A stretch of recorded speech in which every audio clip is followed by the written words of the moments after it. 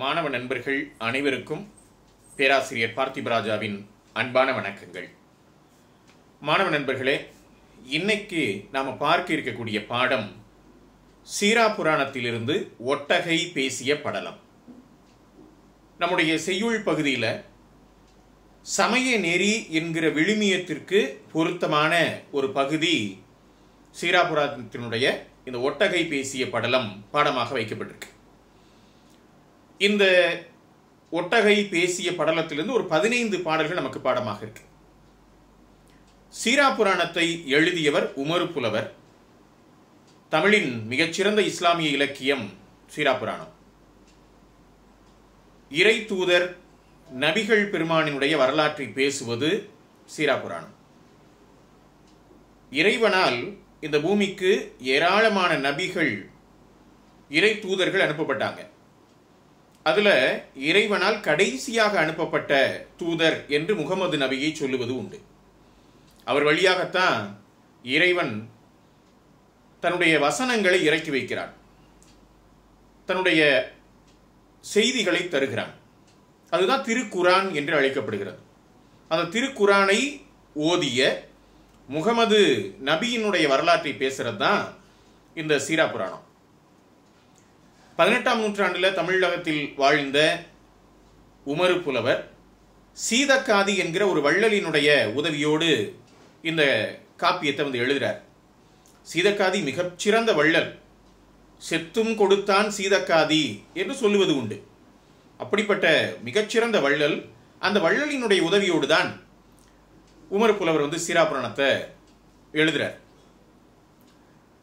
மொத்தம் 3 காண்டங்கள், 2 பகுதிகளாக அமைது 3 காண்டங்கள். என்னென்ன பகுதி அப்படின்னு சொன்னா, விலாதத்து காண்டம், நுபுவத்து காண்டம், ஹிஜ்ரத்து காண்டம் என்கிற 3 பகுதி. இந்த முதல் 2 காண்டங்களும் முதல் பகுதி, அதுல 44 படலங்கள் இருக்கு. இரண்டாவது பகுதியில மொத்தம் 47 படலங்கள் இருக்கு. இதுல நமக்கு பாடமாக இருப்பது ஒட்டகை பேசிய படலம். ஒட்டகை அப்படிங்கிறது ஒட்டகத்தை குறிக்கிறது. பாலைவன பகுதிகளில் ஒட்டகங்கள் மிகுதியாக வாழும். ஒட்டகங்களை அடக்கி ஆண்டார்கள் பாலைவன மக்கள். ஆனால் அது ஒரு அச்சம் தரக்கூடிய விலங்கு. அது மனிதனுடைய ஆகிருதியை தாண்டி நிற்கக்கூடிய விலங்கு. எப்படி காட்டில் இருக்கக்கூடிய யானையை அடக்கி மனிதன் ஆளுகிறானோ, எப்படி கொடிய சிங்கம், கரடி, புலி போன்றவற்றை அடக்கி ஆளுகிறானோ, அப்படிதான் ஒட்டகத்தையும் அவன் அடக்கி ஆளுகிறான். ஆனால் மனிதனுடைய அந்த ஆகிருதியை தாண்டிய ஒரு பெரிய ஆகிருதி ஒட்டகத்துக்கு உண்டு. இந்த ஒட்டகம் பேசிய படலம் அப்படிங்கிறதா நமக்கு பாடமாக இருக்கு. மொத்தம் ஒரு 15 பாடல்கள் நமக்கு பாடமாக இருக்கு. இது என்னன்னா, இந்த முகமது நபி வாழ்ந்த அந்த ஊர்ல ஒரு ஒட்டகத்திற்கு மதம் பிடித்து விடுகிறது. விலங்குகளுக்கு இந்த மாதிரி அதனுடைய இயல்பு நிலை திரிந்து இன்னும் கொடூரமாக மாறிவிடும். அதனுடைய குணம் மாறி போகும். அப்போ அது மனிதனுடைய கட்டுப்பாட்டுக்குள்ள இருக்காது, தன் இயல்புல இருக்காது. அப்படி தன் இயல்புல இல்லாம இருக்கக்கூடிய ஒரு ஒட்டகத்தை அடக்குகிறார் முகமது நபி தன் தவ வலிமையால். அப்படிங்கிறதா இந்த படலத்தினுடைய செய்தி.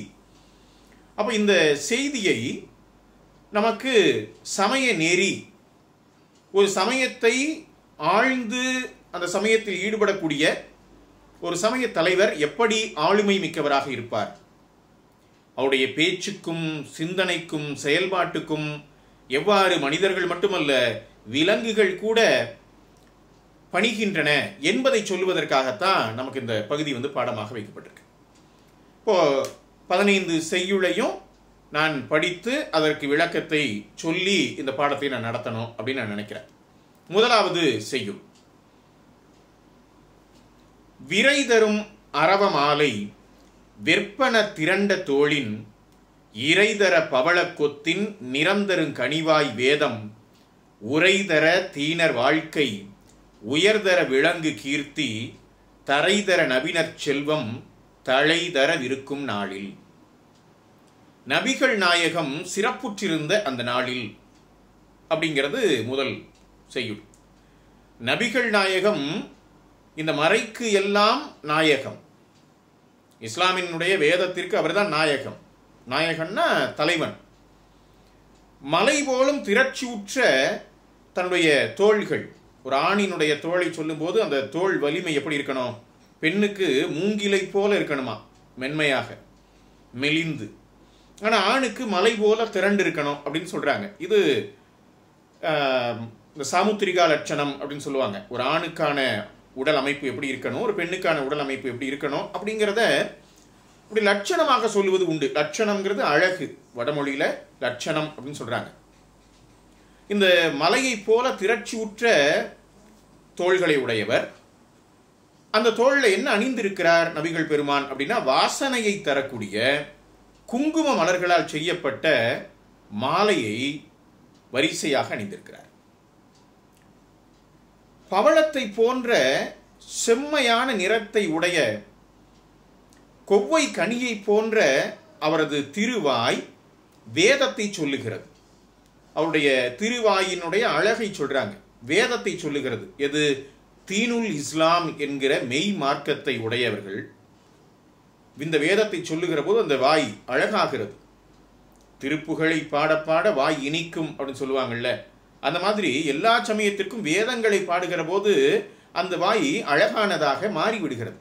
அப்படி அழகான வாயினை உடையவர்களுடைய வாழ்க்கை இன்னும் சிறப்பாகவும், இந்த பூமியில் அவருடைய இறைவனுடைய புகழ் விளங்கவும், நம் நன்மை பொருந்திய செல்வமானது செழிக்கவும் இருக்கக்கூடிய காலத்திலே இது முகமது நபியினுடைய காலமாக இருக்கிறது அப்படிங்கிறதா இதனுடைய பொருள். இப்ப அடுத்த பாடல். திருவளர் மதீனம் தன்னில் திகழ் தரும் சகுபிமாரில் ஒருவர்தம் அகத்து வாழும் ஒட்டகம் மதம் உற்று என்ன, பெருவலி கயிற்றால் காலில் பிணித்ததை அறுத்து சீறி மறுமலர் சொரியும் சோலை வளாகத்தில் புகுந்ததன்றே. திருவளர் மதீனம், மதீனா நகரம். அது என்ன அழகான அடைமொழியை சொல்றாங்க பாருங்க. திருவளர் மதீனம், இறைவனுடைய அருளாசி நாள்தோறும் வளர்ந்து கொண்டே இருக்கக்கூடிய மதீனா. இந்த மதீனாவில் வாழக்கூடியவர்கள் சகுபிமார்கள். அந்த சகுபிமார்களினுடைய ஒருவருடைய வீட்டிலே இருக்கக்கூடிய ஒட்டகம் மதம் உற்றது, அதுக்கு மதம் பிடிச்சிடுச்சு என்பதனால் பெருவலி கயிற்றால் காலில் பிணித்திருக்கிறார்கள். கயிற்றை போட்டு கட்டி இருக்கிறாங்க. அந்த கட்டி இருக்கக்கூடிய அந்த கயிற்றை அறுத்து சீறி, அதை அறுத்து கொண்டு சீறி கொண்டு ஓடுகிறது ஒட்டகம். எங்க? மறுமலர் சொரியும் சோலை வளாகத்தில் புகுந்ததன்றே. அருமையான மலர்கள் பூத்திருக்கக்கூடிய அந்த சோலைக்குள்ள புகுந்து விட்டதாம் ஒட்டகம். இது இரண்டாவது பாடலினுடைய பொருள். இப்போ மூன்றாவது பாடல். இந்த உள்ள போன ஒட்டகம் என்ன செய்தது, எப்படி அந்த சோலைக்குள்ள திரிந்தது? சும்மா இருக்காது, ஏன்னா மதம் பிடிச்சிருக்கு. அப்போ மதம் பிடித்த அந்த ஒட்டகத்தினுடைய செயல்பாடுகள் என்னவா இருக்கும் அப்படிங்கிறது தான் இந்த பாடல் சொல்லுது. பாடலை பாருங்களேன். மாமரம் முறித்து காய்த்த மதுக்குலை அரம்பை தள்ளி காமர முரல தேரல் கமல் மலர் சோகை முட்டி சேமரம் அசைத்து காய்த்து செறிந்திடும் கமுகை ஏற்றி தோமரச் செறிந்த சோலை துகள்படத் திரிந்ததன்றே. அப்படி சோலைக்குள்ள புகுந்த அந்த ஒட்டகம் அங்க நின்ற மாமரங்களை எல்லாம் ஒடிக்குது. காய்ந்த மதுவை கொண்ட குலைகளை உடைய வாழை மரங்களை தள்ளுகின்றது. வண்டுகள் வந்து சந்திக்க தேனை தரக்கூடிய அழகான மலர்களை தந்திருக்கக்கூடிய அசோக மரங்களை முட்டி அந்த மரங்களை ஆட்டி அது கீழே தள்ளுகிறது. நல்ல நெருக்கமாக காய்த்து இருக்கக்கூடிய கமுகு பாக்கு மரங்களை எற்றுகிறது, காலால் எத்துது. குற்றமர செறிந்த அந்த சோலையானது தூள் தூள் தூள் என்று தூளாகும்படி அந்த ஒட்டகம் திரிந்து கொண்டிருந்தது. இது அந்த ஒட்டகத்தினுடைய செயல்பாடு. இப்ப அடுத்த பாடல். செறிவன காவலாளர் செருக்கும் ஒட்டகையை யாமே குருவர வடுத்து பற்றிக்கொள்வோம் என்று உறுத்து செல்ல வெறிதரும் மதத்தார் பேழ்வாய் மிக திறந்து உறுத்தி பொங்கி கரிதர வருதல் கண்டு கலக்கமுற்று இயக்கமன்றே. அந்த வனத்தை காவல் செய்யக்கூடிய காவலர்கள் அந்த சோலையை பாதுகாப்பாக வைத்திருக்க வேண்டிய பொறுப்பை உடையவர்கள். இந்த ஒட்டகம் இவற்றையெல்லாம் அழிக்கிறதே என்ற உடனே இந்த ஒட்டகத்தை நெருங்கி இதை அடக்கிவிடலாம் என்று அதன் பக்கத்தில் போறாங்க. அப்படி பக்கத்தில் போகுகிற போது அதை அடக்கிவிடலாம் என்று சினந்து போகிற போது அந்த ஒட்டகம் என்ன செய்து தன்னுடைய பெரிய வாயினை திறந்து அதிகமாக திறந்து கோபித்து கிளர்ந்து கடிக்கும்படி வருகிறது, கடிக்க வரும். அதை பார்த்து அந்த காவலர்கள் அச்சமடைகிறார்கள். என்ன செய்வது என்று தெரியாமல் திகைக்கிறார்கள். காவல் செய்யக்கூடிய காவலர்கள் எப்படி இருப்பாங்க? கொஞ்சம் உடல் வலிமை உடையவர்களாக தான் இருப்பாங்க. அந்த உடல் வலிமையுடைய காவலர்களே அஞ்சும்படியாக அந்த ஒட்டகம் அவர்களை அச்சுறுத்தியது. அடுத்த பாடல். புடைவர பயந்து நொந்து பொறுமல் உற்று அயர்ந்து வாடி இடைபடும் கருத்தினோடும் மிகுமர காவையெல்லாம் உடைபட முறித்த சோகை உடற்றுதற்கு உரியார் யார் என இடர் உழந்து உருகி அஞ்சி என் செய்வோம் என்ன நின்றார். இத பக்கத்துல போய் பார்க்கிறதுக்கு அஞ்சி வருந்தி மனக்கிலேசமடைந்து சோர்வுற்று மெலிந்து துன்பம் உற்று இதை என்ன செய்கிறது என்ற சிந்தனையோடு இருக்கிறார்கள் அந்த காவலர்கள். நிறைய மரங்கள் இருக்கக்கூடிய இந்த சோலை முழுவதையும் இப்படி சிதைத்து போட்டு விட்டதே இந்த ஒட்டகம், இதை அடக்குவதற்கு உரியவர் யார் என்று துன்பத்தினால் வருந்தி மனம் கரைந்து பயந்து நாம இதுக்கு என்ன செய்வோம், யாது இதற்கு செய்வோம், இதுல செய்யக்கூடிய உபாயம் என்ன இருக்கு என்று சொல்லி அவர்கள் நின்றார்கள். அப்ப இந்த ஒட்டகத்தை அடக்க முடியல, யார் இதை அடக்க முடியும், இதை எப்படித்தான் அடக்கிறது என்று அவர்கள் எண்ணினார்கள் அப்படிங்கிறது அந்த பாடலினுடைய பொருள். அடுத்த பாடல். வஞ்சரை மதியாவின்றி முகமது நபியை போற்றி செஞ்சரன் புகுவோம் அன்னோர் தீர்ப்பரச் சோகினாற்றார் தோன்றும் சலாஞ்சலாம் என்ன துவன்றி மஞ்சுரங்கும் சோலை எஞ்சலில்லாத காவர்க்கு இடருறாதன உண்ணி.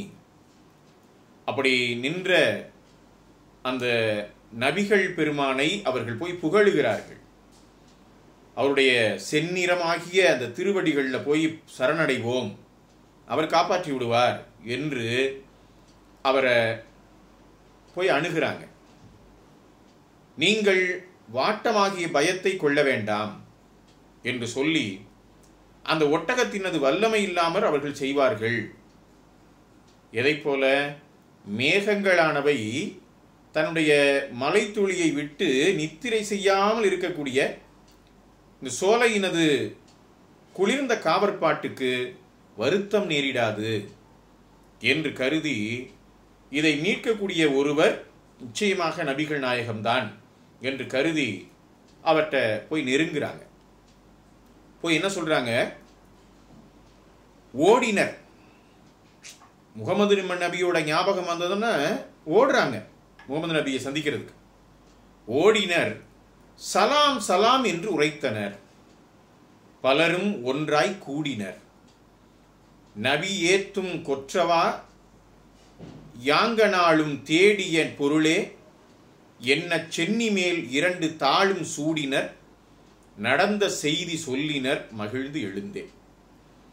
வருத்தத்தோடு ஓடினவங்க முகமது நபியை பார்த்து சலாம் சலாம் என்று உரைக்கிறார்கள். உங்களுக்கு வணக்கத்தை தெரிவிக்கிறேன் என்று எல்லோரும் கூடினார்கள்.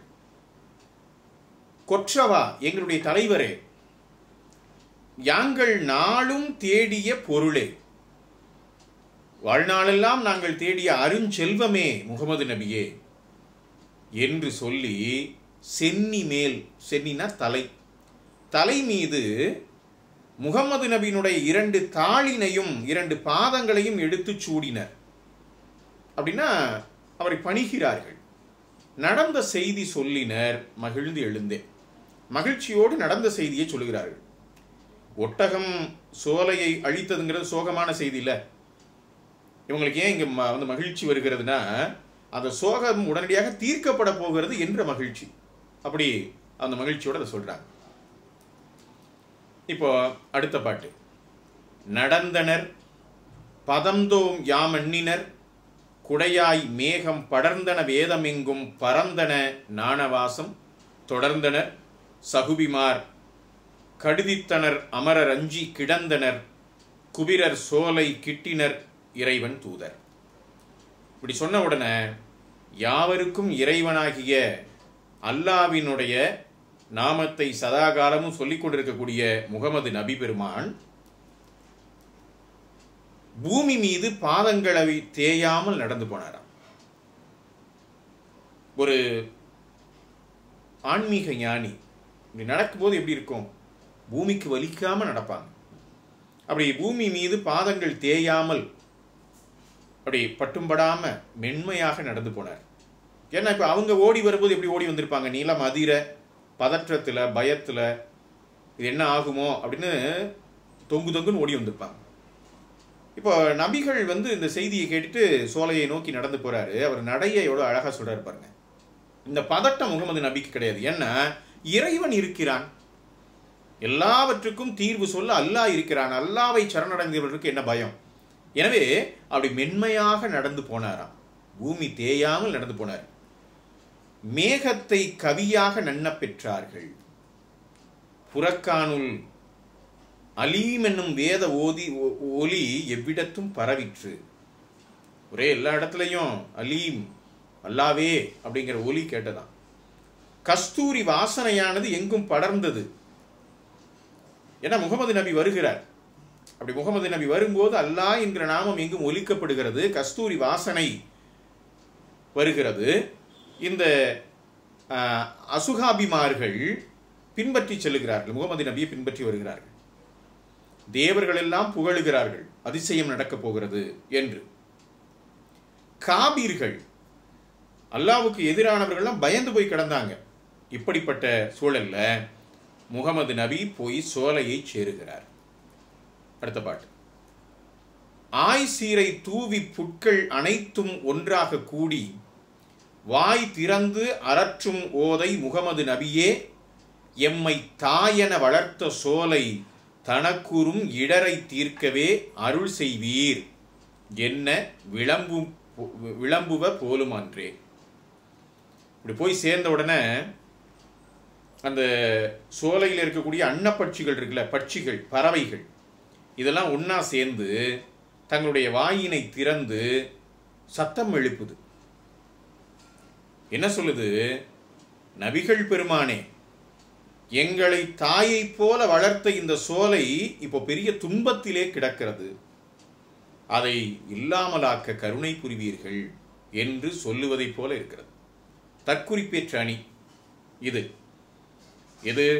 இந்த பட்சிகள் எனப்படக்கூடிய பறவைகள் எல்லாம் காற்று மூச்சுன்னு கத்திக்கிட்டு இருக்கு. யாரை பார்த்து? முகமது நபியை பார்த்து. அது என்ன சொல்லுதான்? எங்களை தாயை போல வளர்த்தது இந்த சோலை இப்போது இப்படி பரிதாபமாக கிடக்கிறது. எனவே நபிகள் பெருமானி நீங்கள் தான் காப்பாற்ற வேண்டும் என்று அரற்றுவதை போல் இருந்தது. தற்குறிப்பேற்றுங்கிறது தானே. இயற்கையாக நடக்கக்கூடிய ஒன்றின் மீது கவிஞன் தன்னுடைய குறிப்பினை ஏற்றி சொல்லுவான். அதுதான் இது. இப்படி பறவைகள் புலம்புவதை போல இருந்தது. அடுத்த பாட்டு. அத்திரி அலைத்த கொம்பினால் அலர்களின் நரவமாந்தி, அத்திரி அலைத்த கொம்பின் மலர்களின் நரவமாந்த மொய்த்திருந்து எழுந்த தும்பி முரன்று எழுந்து அயலிற் போதல் சித்த நல் குறவே நாளும் செழுநிதி குவைகள் நல்கும் வித்தகர் தளர உள்ள மெலிந்த யாசகரை போலும். மெலிந்த யாசகரை போலும். இந்த ஒட்டகத்தினுடைய கொம்புகள்ல மலர்களினுடைய மதுவை குடிக்கக்கூடிய வண்டுகள் நெருங்கி இருந்து அப்படியே பறந்து பறந்து பறந்து போயிட்டு இருக்கு. இது எப்படி இருக்கு அப்படின்னு சொன்னா, மனமானது விருப்பமுறக்கூடிய வகையில் தினமும் இந்த செல்வங்களை குவித்து வைத்திருக்கக்கூடிய அறிவுடையவர்கள் தளர்ச்சி அடைவதைப் போல, அதனால் மெலிந்த இறப்போரை ஒத்திருக்கிறது. செல்வர்கள்ட்ட போய் இந்த வறியவர்கள் செல்வத்துக்காக அலைமோதுவதை போல் இருக்கிறதா. எது? இந்த ஒட்டகத்தினுடைய அந்த கொம்புகளில் போய் தேன் உண்ணக்கூடிய அந்த வண்டுகள் மோதுவது என்பது அப்படி இருக்கிறது. அடுத்த பாட்டு. தளிர்களில் புனலும் போது தனில் உறும் மதுவும் வாடை வழியலை திடவே எங்கும் வளர்ந்து எழுந்து ஒழுகும் தோற்றம் அழியினுக்கு இருப்பாம் ஐயாவத்திரி அலைத்ததென்று துளி துளியாக கண்ணீர் சொரிந்து கா வழுதல் போலும். இப்போ இந்த தளிர்களிட்ட இருந்த தண்ணீர், இந்த சோலையில் இருந்த தளிர்களின் மீது படிந்திருக்கிறது நீர். இந்த நீர் அந்த புஷ்பங்களில் இருந்த அந்த தேனோடு போய் கலக்கிறது, மலர்களிடம் இருந்த தேனோடு போய் கலக்கிறது.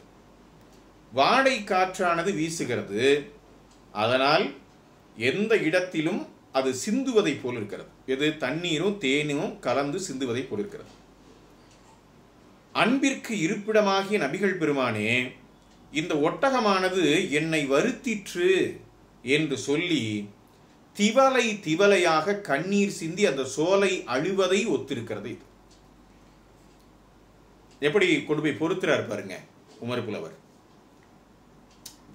காற்றடிக்கிறது, அந்த தளிர்கள் இருக்கக்கூடிய தண்ணீர் சிந்துகிறது, பூக்கள் இருக்கக்கூடிய தேன் சிந்துகிறது. இப்படி சிந்தக்கூடியதெல்லாம் ஒன்றாக கலந்து சிதறுவதை பார்த்தால் எப்படி இருக்கு? நபிகள் பெருமானே, இந்த ஒட்டகம் என்னை எப்படி வருத்தி இருக்கிறது பார்த்தீர்களா என்று அந்த சோலையே கண்ணீர் விடுவதை போல இருக்கிறது அப்படிங்கிறார்.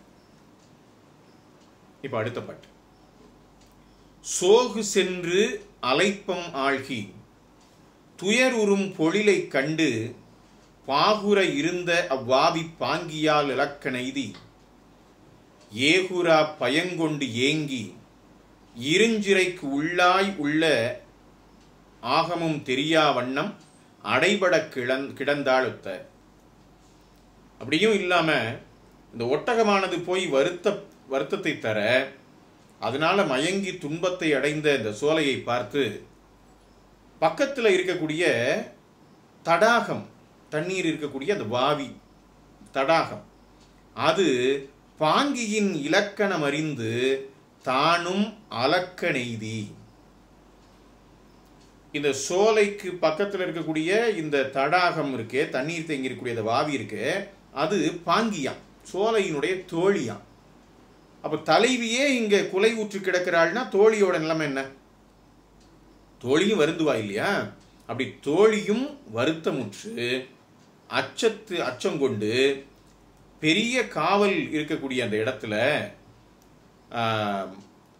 ஒரு அலைக்கழிப்பதை போல அலைக்கழிக்கப்பட்டு இந்த ஒட்டகை பறித்து எடுத்த தழைகளை போர்த்து கொண்டிருந்தது. ஒட்டகம் பறித்து எடுத்த அந்த தழைகள் இருக்கு பாருங்க, இலைகள், அது சிதறி போய் அந்த வாவியில விழுந்து கிடக்கு. அதெல்லாம் எடுத்து போர்த்தி கொண்டு பயந்து கொண்டு படுத்திருப்பதை போல இருந்தது. அடுத்த பாட்டு. இவ்வண்ணம் சோலையெல்லாம் எய்திய வருத்தங்கண்டு மைவண்ண குடையார் அந்த மறுமலர் துடவை பூக்கி கைவண்ணங் காட்டி சோகை காத்து அருள் செய்து பாரில் செவ்வண்ண படுத்த வெண்ணி சிறப்புடன் வருகவென்றார். இப்படியாக அந்த சோலை முழுவதும் பொருந்திய துன்பத்தை அழகிய மேகத்தையே குடையாக கொண்ட நபிகள் பெருமான் அவர்கள் பார்த்து அந்த வாசனையுடைய பூக்களை எல்லாம் சோலையின் கண் நுழைந்து இந்த ஒட்டகத்தைக்கு அருள் செஞ்சு இதை காப்பாற்றி மறுபடியும் இந்த சோலையை பழைய நிலைக்கு குணப்படுத்த வேண்டும் என்று நினைத்து தங்களது கைச்சாடகையை காட்டி சிறப்போடும் இந்த ஒட்டகத்தை அருகிலே அழைக்கிறார். அவர் முடிவு செய்து விட்டார், இந்த சோலையை காப்பாற்ற வேண்டும் அப்படின்னு.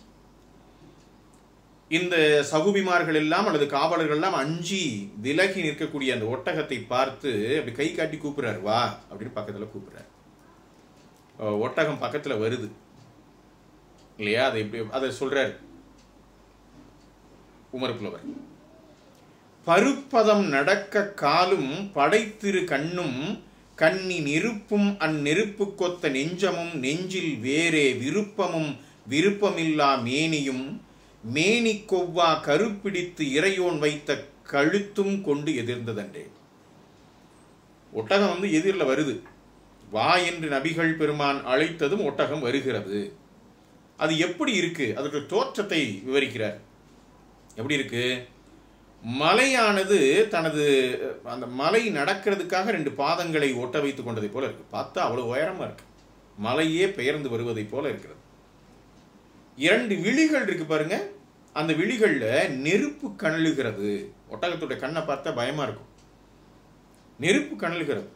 அந்த நெருப்புக்கு சரிசமமாக இதயம், இதயத்தில் அருள் இல்லை. இப்போ ஒட்டகத்தினுடைய இதயத்தில் அருள் இல்லை, நெருப்பு எரிகிறது. அந்த இதயத்தில் வேறு ஆசையும் விருப்பமற்ற உடலும், இந்த ஒரு உடம்பையே வெறுக்கிற மாதிரியான ஒரு தன்மை இருக்கு ஒட்டகத்துக்கிட்ட. அந்த உடலுக்கு பொருந்தாமல் யாவருக்கும் இறைவனாகிய அந்த அல்லாஹ் படைத்து வைத்த கழுத்து, உடம்புக்கு பொருந்தாத கழுத்து. உடம்பு ஒரு பக்கம் இருக்குன்னா கழுத்து அதை விட நீளமா இருக்கு. எதுக்கு அவ்வளவு நீளமா கழுத்து? ஆனாலும் பொருந்தாமல் இறைவன் படைத்ததை போல இருக்கக்கூடிய இந்த கழுத்தையும் எடுத்துக்கொண்டு தூக்கி கொண்டு ஒட்டகமானது முகமது நபியை பார்க்கிறது. இந்த பகுதியினுடைய கடைசி பாட்டு இது. வந்த ஒட்டகம் என்ன செய்தது? அது வரைக்கும் தான் நமக்கு பாடமா இருக்கு. என்ன செய்தது என்றால், வந்தவர் வதன கஞ்ச மலரை கண்டு உருகா நின்ற சிந்தனை உருகி கண்ணீர் செனித்திட அழுது நீண்ட கந்தரம் ஒடுக்கி முன்னங்காலினை மடக்கி வாளை விந்தையாய் அசைத்து பாதமிசை சசூரிட்டதன்றே. பாதமிசை சசூரிட்டதன்றே.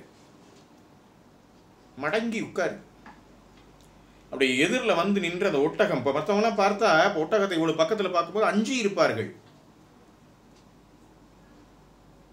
அளவற்ற அருளாளன் அல்லாவினுடைய கருணையை பெற்ற முகமது நபி அஞ்சவில்லை. பக்கத்தில் நின்ற ஒட்டகம் என்ன செய்து,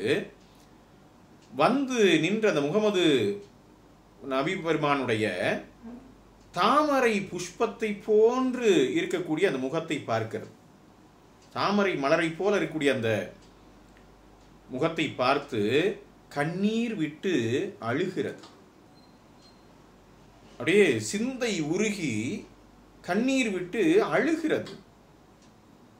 ஏன் அழுகிறது அப்படின்னு சொன்னா, நம்முடைய திருவண்ணாமலையில் இருக்கிற ரமண மகரிஷியை பற்றி இளையராஜா ஒரு பாடல் பாடியிருக்கிறார். காரணம் இன்றி கண்ணீர் வரும் அப்படின்னு அந்த பாட்டு. கண்ணீர் வருவதற்கு காரணம் வேண்டாம். ஒரு பேர் ஒளியின் முன்பு நிற்கிற போது நம்ம எரியாமல் கண்ணீர் வருமா? அதான் ஒரு இது ஆன்மீகத்தில் ஒரு உயர்ந்த இதை சொல்றாங்க. சில பேர் பார்த்தா இறைவனை பார்த்து கண்ணீர் உகுத்திருக்காங்க. காதலாகி கசிந்து கண்ணீர் மல்கி அப்படிங்கிறார்ல. அப்படி அந்த நெருங்கி நின்ற உடனே தன் மனத்தில் மாசு இருக்கிறது, மாசற்று ஒளி ரூபமாக அப்படி முகமது நபியை பார்த்த உடனே கண்ணீர்ல கரைந்து அந்த கந்தரம் ஒடுக்கி, கந்தரம்னா கழுத்து, நீளமான கழுத்துன்னு முதல் பாடல்ல பார்த்தோம் பாருங்க. அந்த கழுத்தை ஒடுக்கி கொண்டு அப்படின்னா மடக்கிக்கிட்டு முன்னங்காலை மடக்கி விந்தையாக வாழையாட்டி. இந்த விலங்குகள் யாருக்கு எப்போ வாலாட்டும்? தனக்கு இணக்கமாக இருக்கிறவங்களை பார்த்து தான் வாலாட்டும். நாய் எப்படித்தானே வாலாட்டும். இந்த ஒட்டகம் தன்னுடைய அந்த வாளை ஆட்டுது, விந்தையாக இருக்குதான். அது விந்தையாக வாளினை ஆட்டி நபிகள் பெருமானுடைய திருவடிகள் மீது அப்படியே சுஜித்திட்டது. மடங்கி அப்படியே வணக்கத்தை தெரிவிக்கிறது. அப்போ இந்த 15 பாடல்களை நம்ம பார்த்த விஷயம் என்ன அப்படின்னு சொன்னா, ஒரு ஒட்டகத்திற்கு மதம் பிடித்தது, அது கயிற்றினால் பிணிக்கப்பட்டு கட்டி போடப்பட்டிருந்தது. அதிலிருந்து பிணித்து கொண்டு அது வந்து ஒரு சோலைக்குள்ளே புகுந்து, மதீனா நகரத்தினுடைய ஒரு சோலைக்குள்ளே புகுந்து அந்த சோலையை உண்டு இல்லை என்று ஆக்குகிறது. மரங்களை ஒடிக்கிறது, செடிகளை ஒடித்து கீழே தள்ளுகிறது, பாக்கு மரங்களை பிடித்து அசைக்கிறது, எற்றுகிறது, அப்படின்னு அலங்கோலப்படுத்தி வச்சிருக்கு. உடனே அந்த காவலர்கள் கிட்டத்தில் போய் நெருங்கி பிடிக்கலாமான்னு போறாங்க. அவங்களால பிடிக்க முடியல. அது கடிக்க வருகிறது. என்ன செய்வது என்று கையை பிசைந்து கொண்டிருக்கிற தருணத்திலே தான் அந்த மக்கா நகரத்தினுடைய மதீனா நகரத்திலே இருக்கக்கூடிய முகமது நபியின் நினைவு வருகிறது. அந்த நினைவு வந்தோடனே நம்முடைய துன்பம் தீர்ந்து விட்டது என்று சொல்லி நபிகள் பெருமானை போய் பார்த்து அவரை வணங்கி, பெருமானே நீங்கள் தான் காப்பாற்ற வேண்டும் அப்படின்னு கேட்கிறாங்க. நபிகள் பெருமான் வருகிறார். வந்து அப்படி உள்ள வரும்போது பார்த்தா அந்த சோலையில் இருக்கக்கூடிய பறவைகள் எல்லாம் கீச்சு குரல் ஒளி எழுப்புகின்றன. அது நபிகள் பெருமானிடம், பார்த்தீங்களா, எங்களை அம்மா மாதிரி வளர்த்த, தாயென வளர்த்த இந்த சோலையினுடைய கதியை பார்த்தீர்களா என்று அரற்றுவதை போல் இருந்தது. பக்கத்தில் இருந்த வாவி தடாகம் அது அந்த தோழியினுடைய இலக்கணத்தை பெற்று அதுவும் பயந்து நடுங்கிக் கொண்டிருந்தது. இப்போ முகமது நபி இதெல்லாம் பார்த்துட்டு இதிலிருந்து மீட்டு விடலாம் என்ற நம்பிக்கையோடு ஒட்டகத்தை அருகில் வா என்று அழைக்கிறார். ஒட்டகமும் வருகிறது. அருகில் வந்து முகமது நபிகளினுடைய அந்த திருமுகத்தை, திருவடிகளை பார்த்தவுடனே ஒட்டகத்திற்கு கண்களில் இருந்து கண்ணீர் சொரிகிறது. அது தன்னுடைய கழுத்தை ஒடுக்கி முன்னங்காலை மடக்கி குறுகிய வாலை வினோதமாக அசைத்து மண்டியிட்டு அவருடைய பாதங்களில் பணிகிறது. அப்படிங்கிறது தான் இந்த 15 பாடல் நம்ம பார்த்திருக்கக்கூடிய செய்தி. மாணவ நண்பர்களே, இந்த பகுதி நமக்கு எதை சொல்லுகிறது அப்படின்னு சொன்னா, இறைவனுடைய அருளை பெற்றவருடைய சக்தியை சொல்லுகிறது, அவருடைய ஆளுமையை, ஆகிருதியை சொல்லுகிறது. இது எல்லா சமயங்களிலும் உண்டு. இப்படி ஒரு ஆன்மீக தலைவர்கள் இப்படி இயற்கையை மீறிய ஆற்றல் உடையவர்களாக இருந்தார்கள் அப்படிங்கிறத சொல்லுது. அப்போ நமக்கு பாடமாக இருக்கக்கூடிய அந்த சமய நெறிங்கிறதுக்கு பாருங்க, அதற்கு பொருத்தமாக முகமது நபியினுடைய மேன்மையை, சிறப்பை, பெருமையை சொல்லுவதாக இந்த பகுதி அமைகிறது. இந்த பகுதியை நான் செய்யுளை படித்து இதை விளக்கி இருப்பதனால மிக வேகமாக சொல்லியிருக்கிறேன். நீங்கள் ஒரு முறைக்கு 2 முறை இதை கேட்டு இதனுடைய கருத்தை உள்வாங்கிக் கொண்டு, இதனுடைய பொருளை ஆழமாக உள்வாங்கிக் கொண்டு நீங்கள் அதை கற்க வேண்டும் அப்படின்னு நான் வந்து கேட்டுக்கிறேன். இந்த பாடத்தோடு இந்த பாடத்திற்கான செய்யுளையும் உரை குறிப்பையும் இணைத்து நான் வந்து பதிவேற்றுகிறேன். அதை நீங்கள் ஒரு முறை படிங்க. நமக்கு பொதுவாகவே நான் தொடர்ச்சியாக சொல்லுவது உண்டு, இலக்கியம் என்பது நம்மை மேன்மைப்படுத்த, செம்மைப்படுத்த. இலக்கியங்கிறது வெறும் மதிப்பெண்ணுக்கான ஒன்று இல்லை. அதிலிருந்து நாம் என்ன கற்றுக்கொள்ளுகிறோங்கிறது தான் முக்கியமானது. இப்போ அந்த அடிப்படையில் சீரா புராணத்திலிருந்து நம்ம நிறைய கற்றுக்கொள்ளலாம். அது குறிப்பாக இந்த பகுதி, ஒட்டகை பேசிய படலம்ங்கிற இந்த பகுதி இருக்கே, அது ஏராளமான செய்திகளை சொல்லுகிறது. அதை மிக ஆழமாக உள்வாங்கிக் கொள்வோம். வேறொரு சந்தர்ப்பத்தில் வேறொரு பாடத்தோடு உங்களை சந்திப்பதிலே நான் மகிழ்ச்சி அடைகிறேன். நன்றி மாணவர்களே, நன்றி.